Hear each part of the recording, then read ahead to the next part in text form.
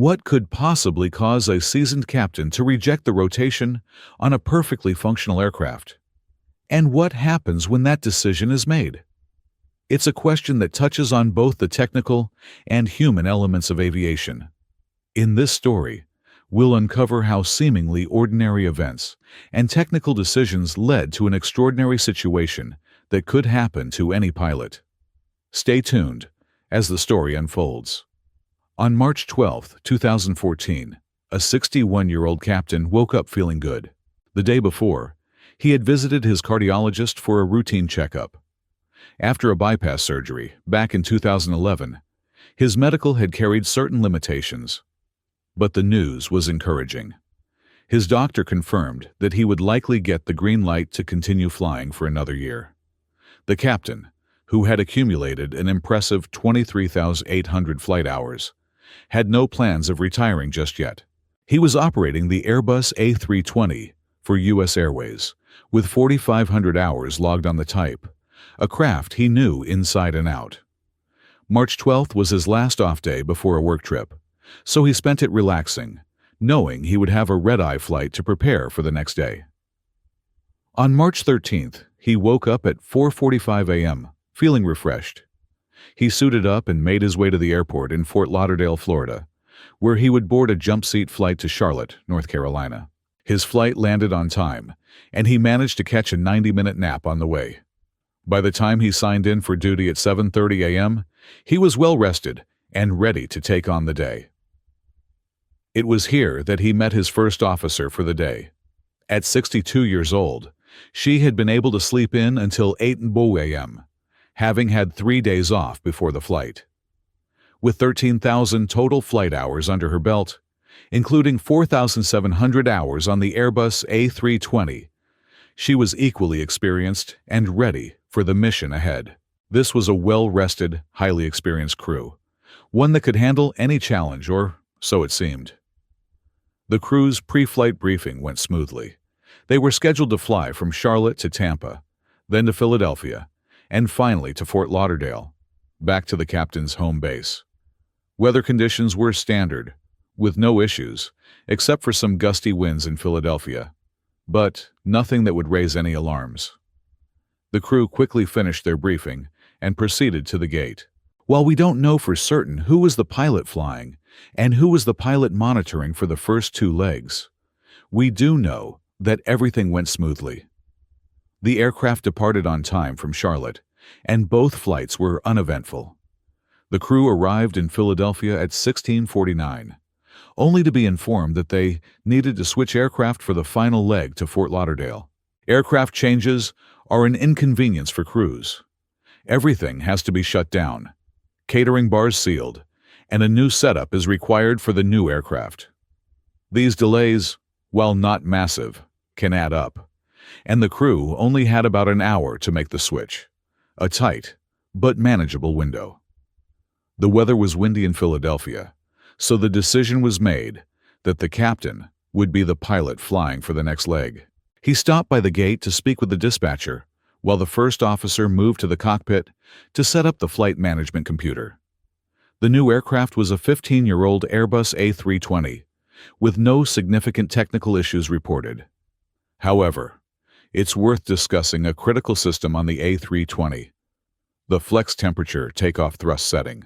Most modern commercial aircraft, including the A320, are equipped with engines that can produce more thrust than is typically necessary for standard operations. This extra thrust is crucial for high-altitude airports or runways surrounded by obstacles, where more power is required. However, using this extra power comes at a cost: higher fuel consumption, more engine wear and tear, and increased noise. The flex temperature is used to optimize engine performance for each flight, based on factors like runway length, altitude, and temperature. It's a critical setting that allows for the efficient use of thrust while ensuring safety. In the case of this particular aircraft, the captain and first officer would have made decisions based on the aircraft's weight, the weather, and runway length to determine the flex temperature for takeoff. But what happens when things don't go according to plan? When this perfectly operational aircraft with its capable crew is still subjected to an unexpected decision that changes the course of the flight. We'll dive deeper into that next. To understand the next layer of this complex flight, we need to delve into how modern aircraft manage engine thrust and the associated risks. Commercial airliners like the Airbus A320 are designed with engines that can produce far more thrust than is typically required. This excess thrust is crucial for operations at hot and high airports or runways, surrounded by obstacles, where more power is needed. However, using more thrust results in increased engine wear, higher fuel consumption, and greater noise pollution. To balance these factors, engine manufacturers develop systems to optimize engine performance while ensuring safety. On the Airbus A320, one such system is called the Flex Temperature Takeoff Thrust setting. This is a critical function that allows the pilots to enter a calculated temperature value into the Flight Management Computer, FMC. The system makes the engines behave as though the outside temperature is higher than it really is, effectively derating the engines to produce less thrust. This results in better fuel efficiency, reduced engine wear, and less noise while ensuring that the aircraft has enough power for takeoff. The concept of derating isn't exclusive to Airbus. On Boeing aircraft, a similar system called the Assumed Temperature Setting achieves the same goal. While both systems are different in their operations, they both aim to optimize engine thrust for specific conditions. These settings are calculated based on factors like the aircraft's weight, runway length, temperature, and wind conditions, ensuring the engines work within optimal parameters for every flight. This calculated approach plays a critical role in the aircraft's safety and efficiency. When a pilot inputs the correct flex temperature, it ensures that the aircraft is not using more thrust than necessary. But what happens if the settings are wrong or ignored? That's a question we'll explore in more detail later. But first, let's take a look at how these settings are actually used during takeoff.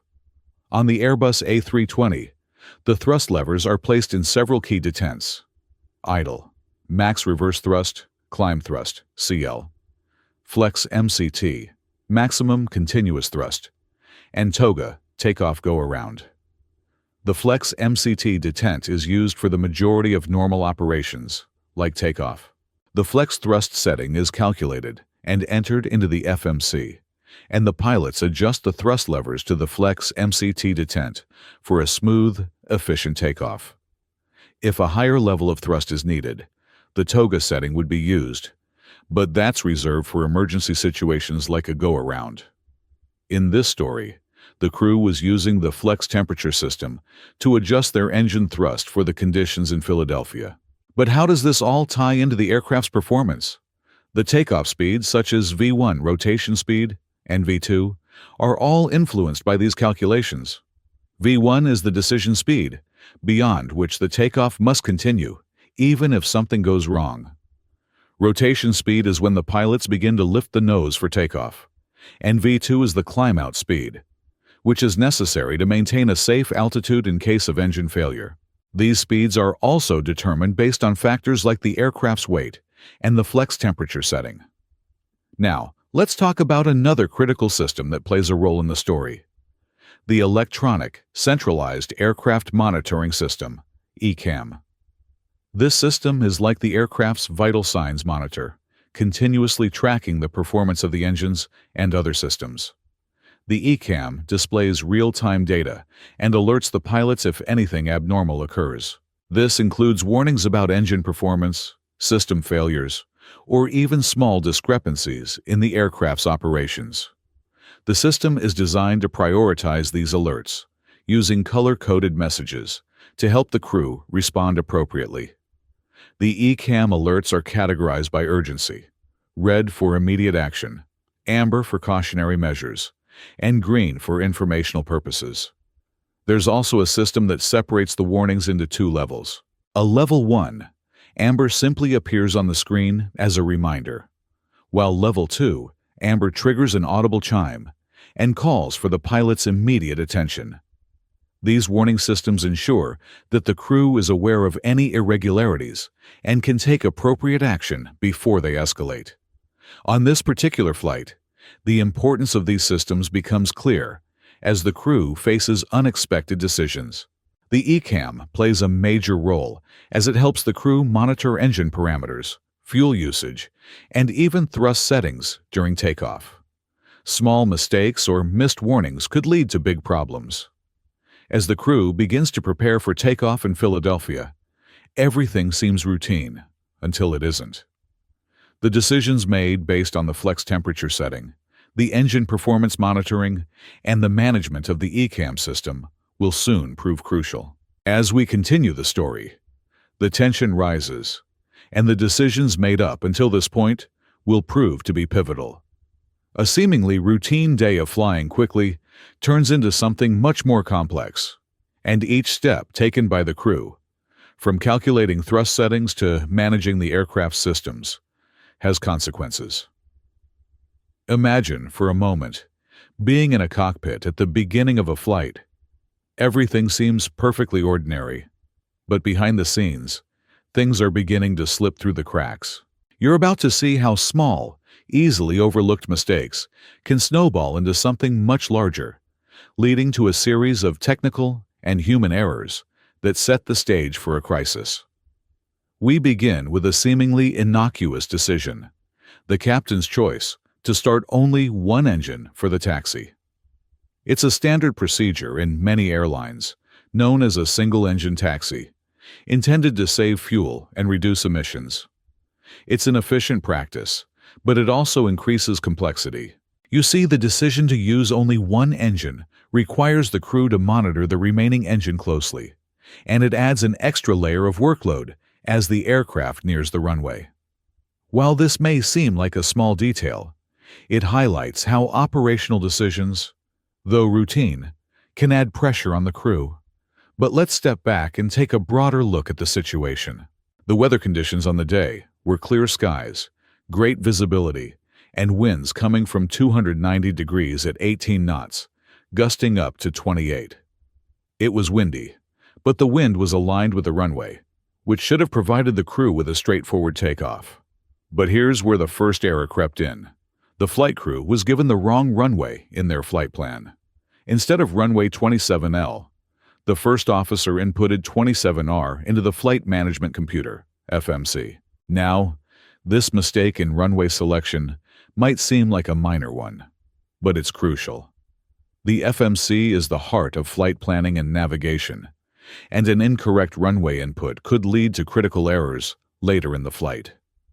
Normally, this mistake should have been caught during the ATC route clearance verification procedure, a step where the pilots confirm the route, including the runway. But for some reason, this step was missed. It's easy to overlook such mistakes when there's time pressure. Perhaps complacency played a role here. Both pilots were experienced. Together, they had logged thousands of hours in the cockpit. But in aviation, complacency can be a silent threat. This is especially true when time feels tight, and the normal rhythm of the flight becomes rushed. Missing checks during this crucial step was a lapse that could have been prevented. The correct runway should have been confirmed multiple times, but it wasn't.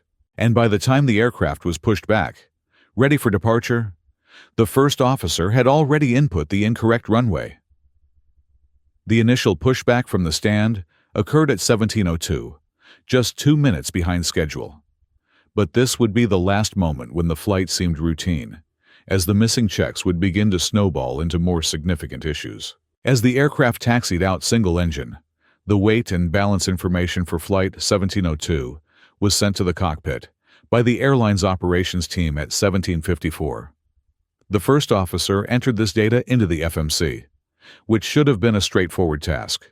However, with the incorrect runway still entered and the increased complexity of a single-engine taxi, the crew's workload was growing at a steady pace.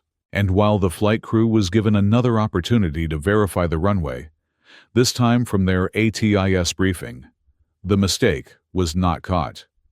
This moment, although seemingly trivial, highlights a key issue in aviation: the human factor. Small, unaddressed errors can set off a chain reaction, building the pressure and complexity for the flight crew. It's in these moments that the true value of standard operating procedures and crew coordination becomes apparent. A single mistake, missed check, or oversight can lead to a cascade of complications, which, when combined with external pressures, like time constraints and operational protocols, create an environment ripe for further error. Now, we must return to something that might seem unrelated at first, but is crucial for understanding the unfolding scenario: the retard alert. This alert system is a key safety feature on modern aircraft, designed to ensure that the correct thrust settings are used during the critical phases of flight. Under normal circumstances, the retard call would sound at 10 feet radio altitude to remind the crew to reduce engine thrust during the flare, a critical moment in landing. But what if the flight warning computer becomes confused and cannot establish the correct flight phase? This can happen if the thrust setting is incorrect, or if the aircraft's speed or altitude is misinterpreted. In that case, the system could mistakenly think the aircraft is landing, triggering the alert when it shouldn't. The same principle applies during takeoff. If the system incorrectly detects a landing phase, it might generate a premature retard alert, leading to confusion in the cockpit. Airbus's guidance in such a situation is clear: move the thrust levers into the toga, takeoff go-around position immediately.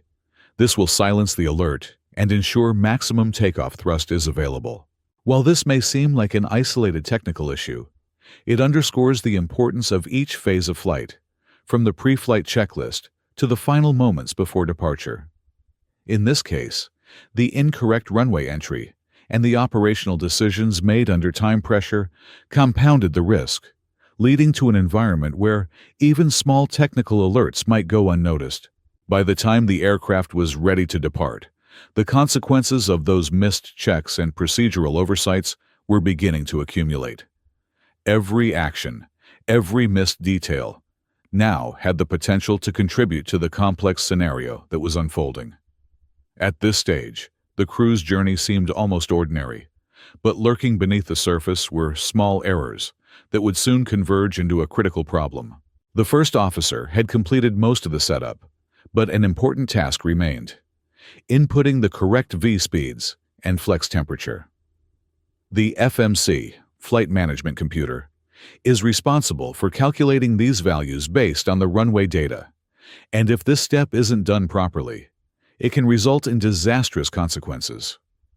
However, at this point, it's unclear whether the first officer used the uplink function or manually entered the values via the CDU, Central Display Unit. Either way, the departure runway hadn't been updated in the system. At 18:08, the crew contacted the ground controller for clearance, and they were directed to taxi toward runway 27L for departure. The taxi out was uneventful, and the aircraft found itself at the back of the departure queue, number 6 for takeoff. As they waited, the captain initiated the second engine and conducted a flight control check at 18:21 and 22 seconds. Everything seemed to be moving forward smoothly, but that calm would soon be disrupted. As the aircraft prepared for takeoff, the first officer began to review the final part of the taxi checklist. However, just as she was about to complete the checklist, the cabin crew interrupted with an issue. A passenger had entered the toilet. The situation was resolved quickly when the passenger returned to their seat, but this interruption highlights an often overlooked aspect of aviation: distractions. In aviation, distractions are a critical risk factor. Whether it's a cabin crew issue, a sudden radio call, or even a misplaced thought, distractions during critical procedures can lead to mistakes. That's why adherence to checklists is so crucial. If a pilot ever finds themselves breezing through a checklist without thinking, what's known as rhyming the checklist, it must be stopped immediately, and the checklist should be restarted to ensure thoroughness. The first officer was handling the checklist when the interruption occurred, and this was the exact moment when the mistake would set in. One of the key points in that checklist included verifying the correct takeoff speeds and settings, and this step must be done with the right runway input in the FMC. Had this been referenced correctly, the runway discrepancy would have been spotted on the FMC and the navigational displays. Unfortunately, the correct input was never made, and the first officer continued her task without catching this oversight. While the first officer was dealing with the cabin issue, the crew received clearance to line up on runway 27L. The captain read back the clearance and started moving forward, but something caught his eye as they neared the runway. The FMC still had the wrong runway entered. It was a small error that could have been caught much earlier, but sometimes these small issues only become visible in the most critical moments. At this point, the captain could have taken the safe route and called back to the tower to request additional time to sort out the issue. After all, changing the runway in the FMC at this stage carried its own risks, especially with the aircraft now positioned for departure. However, the captain chose to continue taxiing into position, telling the first officer to quickly update the runway from 27R to 27L. The first officer responded quickly, completing the change in less than 30 seconds. But this rush came at a price. When the runway was switched in the FMC, all of the performance data, including the V-speeds and flex temperature, automatically fell out of the system. The aircraft was now missing crucial performance data that should have been inputted before departure. The FMC displayed empty fields for these settings, with blue prompts suggesting the previous figures.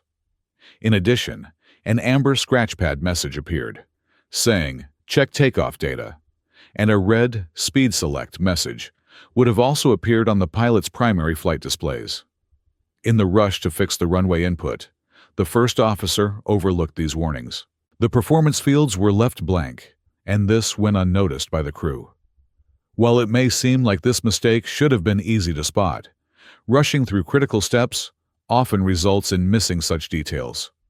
The captain, busy maneuvering the aircraft into position, was unlikely to catch the omission unless the checklist had been properly reviewed again. Unfortunately, it wasn't. Now, the aircraft was lined up on the active runway, ready for departure, but without the necessary V-speeds or flex temperature set. These values are crucial for the takeoff, as they ensure the aircraft performs optimally in the given conditions.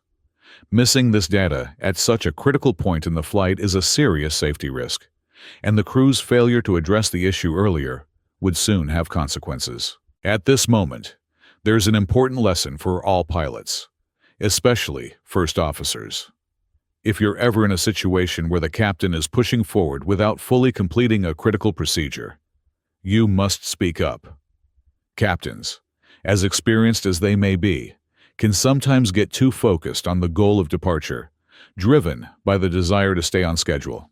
But safety comes first, and if you notice something's wrong, it's your responsibility to ensure the correct procedure is followed, even if it means asking the captain to pause and take the time to do things right. In aviation, as in most professions, it's easy to overlook the importance of speaking up in everyday situations. During crew resource management, CRM courses, we are often taught to challenge authority when a captain is breaking procedures or when a critical error is about to be made. But the reality is, in our everyday work, whether in aviation or any other field, it's those smaller moments, the seemingly insignificant lapses, where you must have the courage to speak up. It's about maintaining safety, standards, and professionalism at all times. In this particular scenario, just 15 seconds after the first officer changed the runway setting, the tower controller cleared flight 1702 for takeoff, instructing them to maintain a heading of 230 degrees. The first officer read this back correctly, and at 18:23 and 34 seconds, the captain moved the thrust levers into climb, and then, 9 seconds later, into the flex detent. Simultaneously, the captain moved the side stick forward to apply pressure on the nose wheel, aiding the steering as the aircraft accelerated. However, as the thrust levers moved into the flex detent, a one-time chime echoed in the cockpit. An ECAM message followed, displaying a warning. Engine thrust lever not set with instructions in white to move the thrust lever into the toga, takeoff go-around position. The first officer immediately called out the warning, but instead of following the procedure and pushing the thrust levers fully forward into toga, the captain moved the levers backward into the climb detent, then back to the flex detent again, calling out, "They're set." What had happened here was that, because no flex temperature had been re-entered after the runway change, the FMC didn't know what thrust the pilots intended from the flex detent. As a result, the system triggered a warning. Although Airbus systems are generally well-engineered and designed to handle minor oversights like this, they still rely on correct inputs to function optimally. In this case, even though the pilots didn't follow the guidance to push the thrust levers fully into toga, the engines would still have ramped up to maximum thrust after approximately 8 seconds. But because the thrust levers remained in the flex detent, the warning didn't stop, and another system came into play. At this stage, it's important to understand the difference between the low-speed and high-speed regimes during takeoff. The low-speed regime, up to 80 knots, is where pilots typically feel comfortable rejecting a takeoff for a variety of issues, whether it's a master caution warning, a burst tire, unusual noises, or more serious problems like engine failure or fire. The rationale is simple. At low speeds, the aircraft can be safely stopped before V1, the decision speed, where a rejection becomes more complicated. Above 80 knots, the aircraft enters the high-speed regime. In this phase, the takeoff is considered irreversible, and pilots are less likely to reject for minor issues. Instead, they focus on ensuring the aircraft can safely continue its climb, handling only critical failures like engine failure or fire. Anything else is considered safer to handle after the aircraft has gained altitude, and if necessary, return for landing with the whole runway available to stop. In this case, when the warning appeared, the aircraft had not yet reached 80 knots, still in the low-speed regime. The warning was triggered early, which gave the crew ample opportunity to reject the takeoff. However, instead of stopping, the captain, likely believing everything was fine, continued with the takeoff. It's possible he felt the aircraft was accelerating normally and that he had already moved the thrust levers fully forward, but we'll never know for sure. As the aircraft passed 86 knots, the first officer missed the crucial 80-knot call-out, an important checkpoint that serves as an airspeed crosscheck and marks the transition from the low-speed to the high-speed regime. This call-out also provides a clear mental boundary, reminding the crew of the critical decision point. With the first officer's oversight, the aircraft continued to accelerate. Just after this, at 86 knots, another unexpected alert rang out, the RETARD call. This warning, typically associated with the landing phase, caused immediate confusion in the cockpit. The captain, likely bewildered by the alarm, called out, "What did you do? You didn't load?" It was a moment of uncertainty, as the crew faced an unexpected issue during a crucial stage of takeoff. The RETARD call, designed to remind pilots to reduce thrust during landing, was now ringing out during takeoff, a phase where it was entirely inappropriate. This further compounded the confusion and highlighted just how easily things can spiral out of control when minor mistakes, like an overlooked checklist item, accumulate. At this critical moment, the crew was faced with the consequences of a rushed decision, an overlooked checklist, and a failure to fully address the warning systems. The stakes were high, and the consequences of these small oversights were becoming clearer. As the aircraft continued to accelerate, the tension in the cockpit was palpable. The captain, now likely focused on scanning his instruments, must have realized that something crucial was missing: the V-speeds. The aircraft had reached over 100 knots, and in the high-speed regime, rejecting a takeoff becomes increasingly difficult. The captain, no doubt recalling the V-speeds from their earlier briefings, chose to press on with the takeoff. The RETARD alert continued to echo in the background, a reminder of the earlier mistake. the missing flex temperature that had confused the computer into thinking they were in the landing phase. If the captain had pushed the thrust levers into the toga position, the warning would have stopped, and the aircraft could have proceeded smoothly. But that didn't happen. The first officer, assuming the captain wouldn't take off without addressing the missing V-speeds, didn't call out the issue. By the time the aircraft had passed 143 knots, the captain calmly said, "Well, we'll get that straight when we're airborne," and decided to continue the takeoff. At this point, the aircraft was close to the calculated V1 decision speed of 157 knots. For pilots, V1 is a critical speed, the point where a takeoff becomes irreversible. Rejected takeoffs beyond this point are extremely risky, as they often result in the aircraft overshooting the runway, or even crashing. Typically, pilots remove their hands from the thrust levers at V1 because rejecting a takeoff after that speed usually leads to disastrous results. The only reason for rejecting after V1 would be a catastrophic failure, such as a dual-engine failure or major structural damage. As the aircraft crossed 164 knots, the captain initiated the rotation by pulling back on the side stick, and the nose began to lift. But something changed in the captain's mind. The blaring retard alert, the absence of callouts from the first officer, the sudden gust of wind shaking the aircraft. Any of these could have triggered his doubts. Whatever the cause, the captain began second-guessing his decision to continue the takeoff. But by this point, the aircraft was already airborne, using up precious runway below it. There was no turning back. At least, that's what he thought. However, what happened next was devastating. In a moment of uncertainty, the captain believed the aircraft was unsafe to fly. As the aircraft passed 167 knots, he suddenly pulled the thrust levers back to idle and pushed the side stick forward. This combination of inputs had immediate and catastrophic consequences. The aircraft, still gathering speed, started to pitch forward rapidly. The sudden reduction in thrust, combined with a forward side stick input, caused the nose of the aircraft to slam into the runway. The impact was violent, with the aircraft recording a force of 3.7 G as the nose gear hit the ground. The captain, feeling the jolt of the impact, immediately reversed his side stick input, trying to lift the aircraft back into the air. But it was too late. The aircraft bounced back into the air, with the radio altimeter indicating a maximum altitude of just 15 feet. Surveillance cameras captured the moment when the aircraft briefly became airborne, but it wasn't going to stay that way for long. As the captain realized they were still flying but had no thrust, he again pushed the side stick forward to reduce the bouncing and bring the aircraft back down.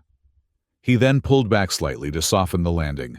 But by now, the aircraft had lost too much speed, and as it descended back toward the runway, it touched down tail first. The main landing gear followed, but the impact was much harder than the aircraft was designed to handle. Finally, the nose gear, which is the most delicate part of the landing gear structure, slammed into the runway and collapsed.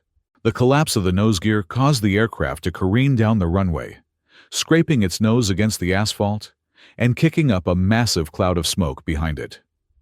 The situation was dire, and the consequences of those missed checks, rushed decisions, and overlooked warnings were now painfully clear. This sequence of events highlights how small, seemingly insignificant errors and misjudgments can quickly escalate into a catastrophic chain reaction. A missed checklist item, an overlooked warning, and a rushed decision all combined to create a situation where the aircraft was no longer under control. The failure to address the thrust lever issue, the confusion caused by the retard alert, and the lack of proper callouts from the first officer contributed to the disaster that unfolded on the runway. In aviation, the margin for error is razor thin. Every decision, every check, and every action matters. Even the smallest oversight can lead to disaster, as we saw here.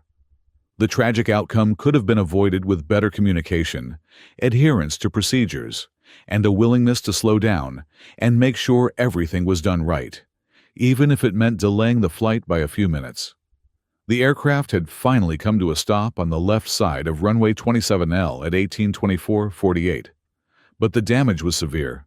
Without a functioning nose gear steering, the pilots had little control over the aircraft's direction. However, they were still able to apply the brakes, which helped bring the aircraft to a halt.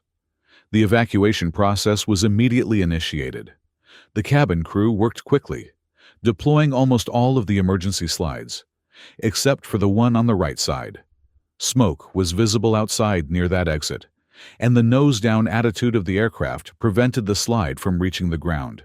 Despite this, all 154 passengers and crew were able to evacuate safely, with only 2 minor injuries reported, both occurring during the evacuation itself.